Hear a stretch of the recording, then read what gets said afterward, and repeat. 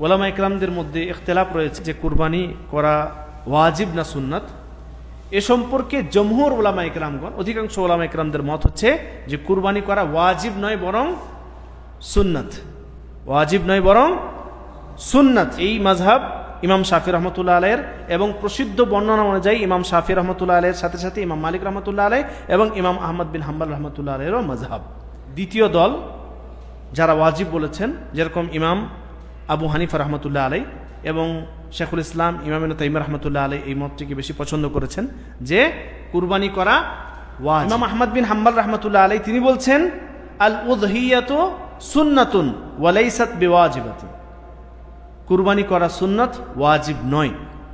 ইমাম শাফি রহমতুল্লাহ আলাইহি তিনি বলছেন আদ-দাহায়া সুন্নাতুন লা উহিব্বু তারকাহা, কুরবানি করা সুন্নাত কিন্তু এই সুন্নাত কেউ ছেড়ে দিবে এটা আমি পছন্দ করি না।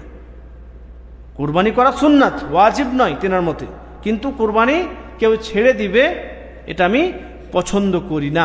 কুরবানি করা সুন্নাত সাহাবা ইকরামদের আমল থেকেও প্রমাণিত রয়েছে।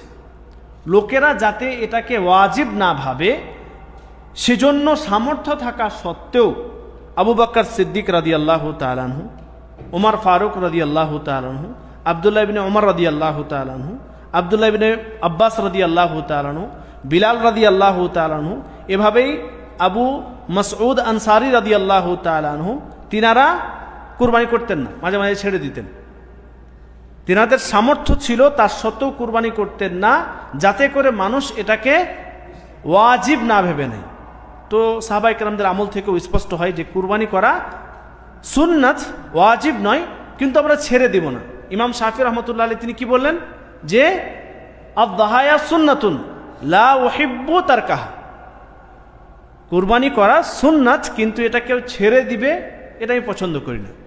তো আমাদের সামর্থ্য থাকলে অবশ্যই আমরা কুরবানি করব এবং কুরবানিতে অংশও নিব। যদি সামর্থ্য না থাকে তাহলে আলাদা বিষয়। যদি সামর্থ্য না থাকে তাহলে কুরবানি আপনার ওপর জরুরি এবং লাজিম না। আপনাকে যে কুরবানি করতেই হবে এরকম জরুরি না। আপনি ইনশাআল্লাহ যদি আপনার সামর্থ্য থাকে একটা পশু আপনি কিনতে পারবেন তাহলে আপনি কুরবানি করবেন। সামর্থ্য থাকলে অবশ্যই আপনি আপনার তরফ থেকে, আপনার পরিবারের তরফ থেকে কুরবানি করুন।